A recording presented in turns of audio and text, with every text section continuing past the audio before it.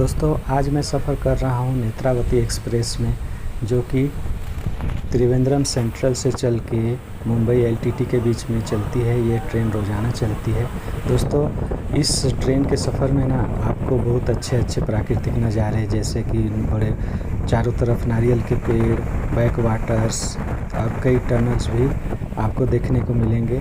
तो दोस्तों मेरे इस वीडियो में आप बने रहिए और मेरे साथ एंजॉय करिए। दोस्तों अगर वीडियो आपको अच्छा लगे तो ज़रूर आप इसको लाइक करिए और शेयर करिए। साथ ही मेरे इस चैनल में अगर पहली बार आए हैं तो आप इस चैनल को सब्सक्राइब ज़रूर कर दीजिएगा।